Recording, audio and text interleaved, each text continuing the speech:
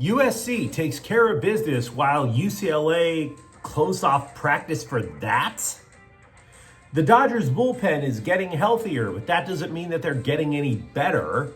And an Angel City forward has multiple suitors. And that's not just because she's barely legal. Good morning. I'm James. And this is your daily dose of sports and snark for the greatest sports city in the world, Los Angeles. This is the Faithful Angelenos Morning Report. It is August 31st, 2025. It is also Sunday, the Lord's Day. I've always done best to be real with you guys. I'm going to need some church today. We did add a new subscriber to the Angeleno Familia. Thank you for getting it on the ground floor. We're going to do our best to keep you informed. And if you like being in the know about LA sports, clickety-clack the like button. Clickety-clack the subscribe button. There's a notification bell. Hit that. It'll let you know when we drop an update. Sharing is caring. Let people know we exist. And by all means, comment. Now, before we go through the news and notes, an expanded look at the scoreboard. Arizona 6, Dodgers 1. I finally concede they need Max Muncy. Now, as for college football, USC 73, Missouri State 13. We knew the Trojans would win. We knew the Trojans would win big. Because nobody knows who Missouri State is. Nobody in Missouri knows who Missouri State is. So the question becomes, where did USC F up? Because after all, the competition is going to get tougher, right? Right? You have to really think about it. Well, they allowed a field goal to fall behind 3-0. Ooh. A backup quarterback fumbled. Ooh. Look, I will say this. I don't think the defense was exactly 100% locked in. They gave up a couple of big plays. But everything else was exactly what you would want. Jaden Mayava, efficient, running game, on point with 233 rushing yards. And I mentioned the defense not being totally locked in. They still intercepted a pass and sacked the opposing quarterback 5 times. No punts, big plays. Now, this time last year, I was walking out of Allegiant Stadium in Vegas after USC upset LSU, and I completely overreacted. Thought the Trojans were on the cusp of something great. Obviously, I was wrong, so I'm not going to overreact today. But if the Trojans approach this season like they have something to prove, watch out. And yet the bigger story is UCLA, because Utah, as Nico Iamaleava said, Utah punched UCLA in the mouth, 43-10. About 10, 15 minutes into the game, I wrote down on a notepad, Coach Foster, you closed off practice for this. And then I put the pen down, right? The Utes looked extremely comfortable out there against a Bruins defense that replaced 9 starters from last year. Just that simple. Utah amassed 287 rushing yards.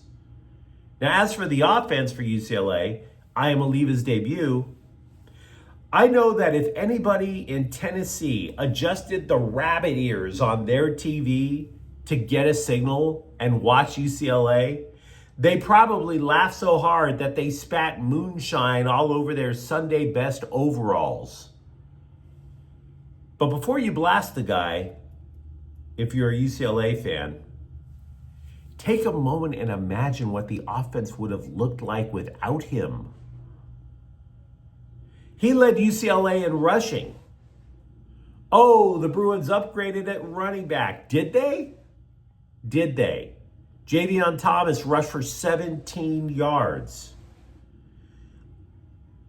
I credit Iamaleava for facing the music.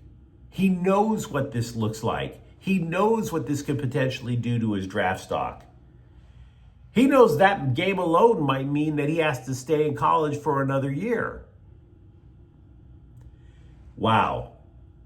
I put the pen down because I didn't have any extra insight, right? But you're sitting there looking at that thinking, did UCLA close off practice because, as Foster said, oh, we don't want opponents seeing the new offense we're running? Or did he close off practice because B, everybody would see the jig was up? Now, and now you're doing this with a press corps that has a target on you.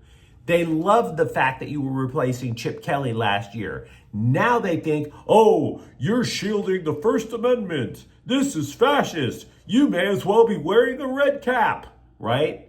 That's the way the press looks at things. They're extremely petty.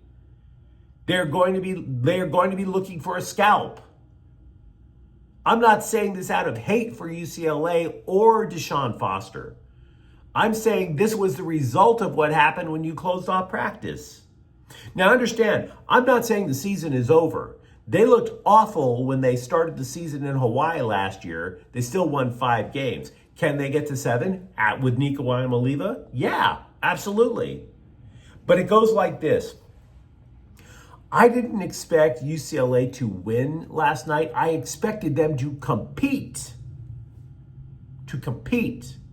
2 seasons ago, I was working up in Salt Lake City. UCLA goes up there with a freshman quarterback, and yes, they lost, but it was only 14-7 because they competed. That was an ass kicking. Now, if you're a Bruins fan, and I know Bruins fans watch this channel, I'm not saying this to slam you guys, but you tell me if I'm wrong.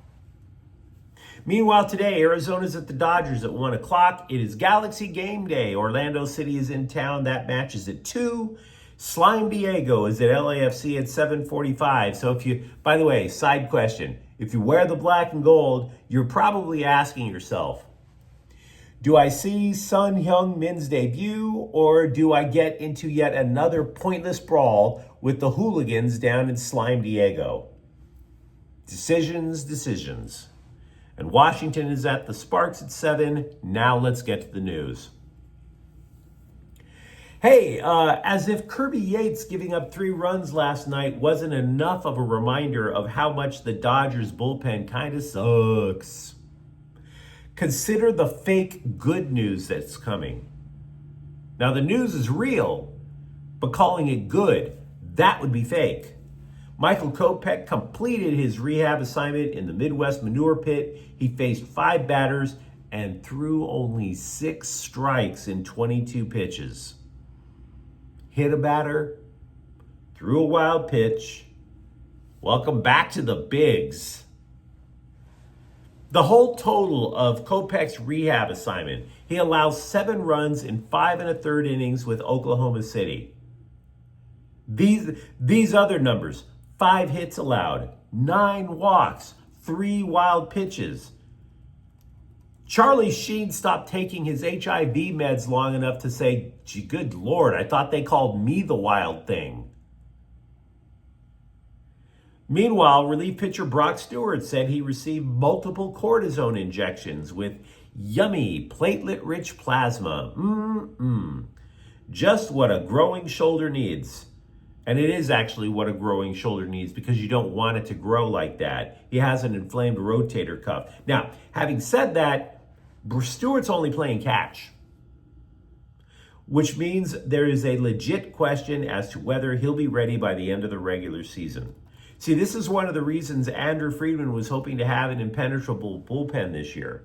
You risk a lot when you trade for relievers.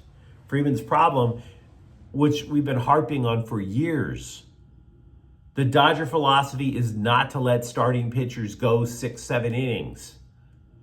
They go, 4, 5? And then they stand there flabbergasted as to why the bullpen is gassed.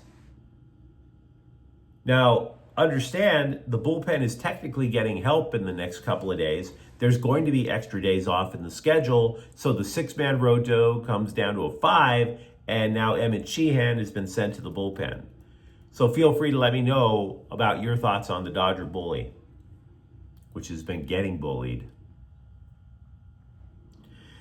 As strange as this sounds, there is more than just winning in soccer. Because front offices and fans appreciate that there's good business to be made. I'm not talking about things like ticket and jersey sales either. I'm talking about player sales. It's a global sport. Leagues in almost every nation. When they call it a transfer window, you could be sending, you're not trading a player from St. Louis to Seattle. No. You are potentially selling a player to a third world country, for Pete's sakes. Multiple outlets are reporting that Chelsea is interested in signing Angel City forward Alyssa Thompson. And it's very strange because Angel City is considered the most valuable team in all of women's sports, but even they have to think of good business. I mean, I don't normally put much stock at all in the foreign soccer press. I think they're extremely untrustworthy. But I will say this, The Athletic wrote that Thompson is possibly the next major transfer in women's soccer. Thompson went direct from high school a couple of years ago to pro. So Angel City drafted her first overall, the youngest player ever taken in the NWSL draft. She's currently a starter, plays for the U.S. women's national team. Now, she scored only 6 goals this year, but international clubs are willing to pay £1 million, which translates to about $1.3 million, because they like her speed, they like her creativity, her passing vision. So if you're Angel City, it's an interesting dilemma.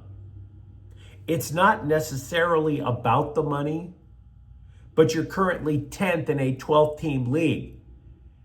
If the playoffs started today, again, you're not in. Could it be a way to peddle their way to eventually create a better team? There are times when I truly believe UCLA basketball coach Mick Cronin is too much of a hothead. If you've seen that channel, you know we've talked about it. Fans love the trope of the fiery coach losing his composure in the locker room, on the sidelines. It's a risky behavior. You know, you better have incredible social skills or your players will tune you out. Multiple quotes from the press where he throws players under the bus. It's total cringe. But is it possible that Cronin has changed a little in order to reach transfer Xavier Booker? Because Cronin was asked about the mercurial newbie from Michigan State, and he said, quote, "Book is making the transition to playing the 5, and he's worked hard at it. There's still times where it's not second nature to him, certain footwork things. He had been more of a wing shooter his whole career. He's becoming a better screen and roller. That's important. He's always been able to move his feet defensively. So he's been a work in progress at the 5, but he's a sponge," unquote. Cronin knows how much he desperately needs Booker to excel. UCLA's lack of interior defense was punished in the NCAA tournament. The question is Cronin showing a new side to himself, or is he thinking, I can't blast this guy like Tom Izzo probably did, or else he'll give up, and then I have no interior defense. Season's 4 months away. He can get away with being nice now. A former agent who writes for CBSSports.com, which should give you an idea of how successful of an agent he is. I mean, what made you think journalism is a better career choice for prosperity? I have no idea. The guy lists a bunch of players who need to produce big numbers to continue their careers. No current Charger or Ram made the list, but a former player for each did. Joey Bosa, now in Buffalo. Cooper Kupp, now in Seattle. And I realized I was so ready to say the agent was wrong for putting Kupp on that list. And then I realized he's pretty much every bit as injury prone now as Bosa. You guys have any thoughts? You tell me. Who is the bigger risk now, Joey Bosa or Cooper Kupp? But you let me know what you think in the comments thread. Talk to me about what you saw either yesterday at the Coliseum or Rose Bowl. For that matter, your thoughts on the Dodgers bully, always acknowledged. And if you enjoyed this update, don't forget to subscribe to Faithful Angelenos. We're talking LA sports every single day. Thank you for watching. I'm James, and we'll be back tomorrow. Faithful Angelenos is a Ken Cortell Queso production. Take care.